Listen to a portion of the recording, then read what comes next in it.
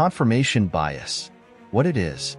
Confirmation bias is when people prefer to seek out, focus on, and remember information that supports what they already believe. It means they are more likely to agree with things that match their current opinions and ignore or dismiss information that contradicts them. How it affects us. Think about when you believe that a certain celebrity is very kind. You might notice and remember all the news stories and interviews that show this person doing nice things, like charity work or being friendly. But if there are stories about them being rude or mean, you might not pay as much attention to those or think they aren't true. This bias can affect us in school, too. For example, if you think you are not good at math, you might notice more when you make mistakes and ignore when you do well, reinforcing the belief that you're bad at math. Why it happens? Confirmation bias happens because our brains like to feel comfortable and secure in our beliefs. It can be unsettling to face information that challenges what we think is true. This bias is a way for our brains to protect us from feeling confused or uncomfortable by sticking with what we already know or believe. It's like having a mental shield that blocks out things that don't match our current view of the world. What we can do about it? To avoid falling into the trap of confirmation bias, it's important to keep an open mind. Try to actively seek out different perspectives and consider information that doesn't match your current beliefs. Ask yourself if you are only paying attention to things that agree with you, and if you might be ignoring other important facts. It's also helpful to ask questions and think about why someone else might see things differently. Being curious and willing to learn can help you make more balanced and informed decisions. Anchoring bias. What it is? Anchoring bias is when people rely too heavily on the first piece of information they receive, the anchor, when making decisions. This first piece of information acts like an anchor that holds their thoughts in place, affecting all the decisions and judgments they make afterward, even if that first piece of information isn't the most relevant or accurate. How it affects us. Imagine you're at a store looking at two bikes. The first bike you see costs $500, and the next one costs $300.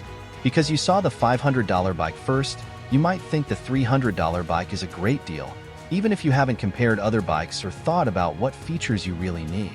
The $500 price becomes an anchor that influences your perception of what a good price is, even if it's not the best reference point. Similarly, in school, if a teacher tells the class that most students finish a test in 30 minutes, you might feel pressured to finish in the same amount of time, even if you usually take longer to do your best work. Why it happens? This bias happens because our brains use mental shortcuts to make decisions quickly. When we hear or see a number or piece of information first, our brains latch onto it to help us make sense of things. This can be helpful for making quick decisions, but it can also lead to mistakes if that first piece of information isn't really the best or most accurate. What we can do about it? To avoid anchoring bias, it's important to take a step back and look at all the information available before making a decision. Try to ask yourself why you're focusing on a particular number or piece of information and whether there might be other factors to consider. For example, when shopping, compare several options instead of just the first one you see. In school, focus on doing your best work, regardless of how long others take. Remember, the first piece of information you get is just one part of the whole picture. Availability heuristic. What it is? The availability heuristic is a mental shortcut that makes people believe something is more likely or common because it comes to mind easily. This bias occurs because our brains rely on immediate examples that come to mind when evaluating a topic or decision, often leading to incorrect conclusions. How it affects us. For example, if you recently heard a lot about shark attacks on the news, you might think shark attacks are more common than they actually are. This can cause you to feel scared about swimming in the ocean, even though the chances of a shark attack are extremely low. The more recent or vivid the information, the more it influences your thinking. Why it happens? This bias happens because our brains are designed to prioritize information that seems important or immediate.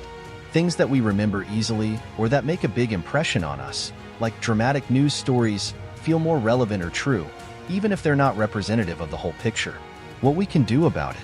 To avoid the availability heuristic, try to gather more information and consider statistics or facts instead of relying on just what comes to mind first. Asking questions like, is this really common or just memorable, can help you think more critically. Dunning-Kruger effect. What it is? The Dunning-Kruger effect is a bias where people with low ability or knowledge in a particular area overestimate their skills. Conversely, highly skilled individuals may underestimate their competence, assuming tasks are easy for everyone because they are easy for them. How it affects us. Imagine a student who gets a low grade on a test but thinks they understood the material perfectly. They might not realize they need to study more because they believe they already know everything. On the other hand, a very talented musician might think everyone can play as well as they do and underestimate their own skills. Why it happens? This bias occurs because people who lack knowledge or experience also lack the ability to recognize their own mistakes or gaps in understanding. It's a case of you don't know what you don't know. Conversely, experts assume that others find their level of knowledge just as easy, leading to underestimation. What we can do about it? To counter the Dunning-Kruger effect, it's important to seek feedback and be open to learning. Recognizing that there is always room for improvement and asking others for their opinions can help you get a more accurate view of your abilities. Hindsight bias. What it is? Hindsight bias, also known as the "I knew it all along" effect, is when people believe, after an event has happened, that they predicted or expected the outcome beforehand, even if there was little to no basis for their belief. How it affects us. For example, if a friend wins a game unexpectedly, you might say, "I knew they were going to win," even though you didn't have a strong reason to believe it at the time. This bias can make it seem like events are more predictable than they really are. Why it happens? Hindsight bias happens because our minds reconstruct past events in light of what we now know, making outcomes seem obvious in retrospect. This can give us a false sense of confidence in our ability to predict events. What we can do about it? To avoid hindsight bias, it's helpful to write down your predictions and reasons before an event happens and compare them with the outcome afterward. This can help you understand how often your predictions are correct and improve your ability to assess situations realistically. Self-serving bias. What it is? Self-serving bias is when people attribute their successes to their own abilities and efforts but blame failures on external factors. It's a way to protect self-esteem and maintain a positive self-image. How it affects us. If you get a good grade on a test, you might think it's because you're smart and studied hard. But if you get a bad grade, you might blame it on the test being unfair or the teacher not explaining things well, even if that's not entirely true. Why it happens? This bias happens because our brains want to maintain a positive self-image and avoid feeling bad about ourselves. By attributing successes to personal qualities and failures to external factors, we protect our self-esteem. What we can do about it? To avoid self-serving bias, try to objectively evaluate your successes and failures. Ask yourself what you did well and what you could improve, regardless of the outcome. This helps in taking responsibility and learning from experiences. Fundamental attribution error. What it is? The fundamental attribution error is when people tend to overemphasize personality-based explanations for others' behavior while underestimating situational factors. In other words, we think people do things because of who they are, not because of the circumstances they're in. How it affects us. For example, if someone cuts you off in traffic, you might think they are a rude person, but you might not consider that they could be rushing to the hospital. When we do something similar, we usually blame the situation, not ourselves. Why it happens? This bias happens because it's easier for our brains to think in terms of simple, consistent traits rather than considering the complexity of situations. We often don't have all the context about other situations, so we jump to conclusions based on what we see. What we can do about it? To avoid the fundamental attribution error, try to think about all possible reasons someone might behave a certain way. Asking, could there be another explanation? Helps you understand that people's actions are often influenced by external factors. Sunk cost fallacy. What it is? The sunk cost fallacy is when people continue an endeavor once an investment in money, effort, or time has been made, regardless of the current cost or likelihood of success.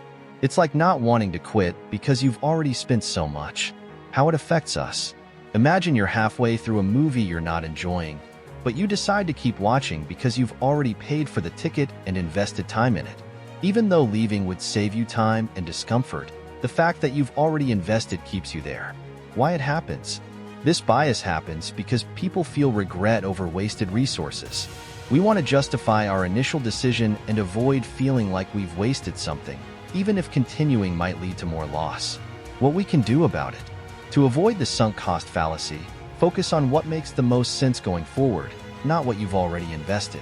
Ask yourself, would I make this same choice again if I hadn't already invested so much? This helps in making more rational decisions. In-group bias. What it is. In-group bias is when people favor others who are part of their own group over those who are not.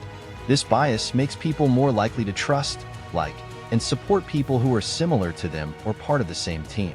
How it affects us. For example, you might think your school's sports team is better just because it's your school, even if another team has a better record. In-group bias can also make us trust friends more than strangers, even if the stranger might be more knowledgeable or helpful. Why it happens?